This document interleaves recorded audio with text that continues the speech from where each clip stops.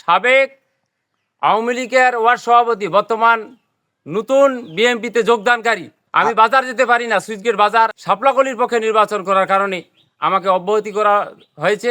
আমি কুচিয়ামর জামে মসজিদের ইমাম হিসাবে দায়িত্ব পালন করি। আমরা পঞ্চগড় ১ আসনে সাজিদ আলমকে মনোনয়ন দেওয়া হয়। মনোনয়ন দেওয়ার পরে আমরা দলের আনুগত্যকে অনুসরণ করে আমরা সাজিদ আলমের শাপলাকলি বর্গায় আমরা নির্বাচন করেছি।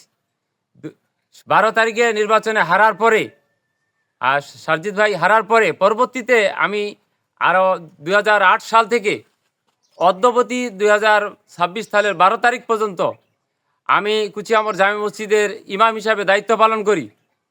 সকালে কোনো কারণবশত ছাড়াই আমাকে ইমামের দায়িত্ব থেকে অব্যাহতি দেওয়া হয়েছে। কারণ হচ্ছে আমি জামাত ইসলাম করি, শাপলাকলির পক্ষে নির্বাচন করার কারণে আমাকে অব্যাহতি করা হয়েছে। আমি তাকে বলেছি যে আমাকে কমসে কম মসজিদের মুসল্লিদের কাছ থেকে বিদায় নেওয়ার জন্য আমি আপত্তি করেছি। সেই আপত্তিও আমার গ্রহণ করা হয়নি। আমি এটা ব্যাপারে আমি তীব্র নিন্দা করি এবং এটা ব্যাপারে আমি প্রতিবাদ করি।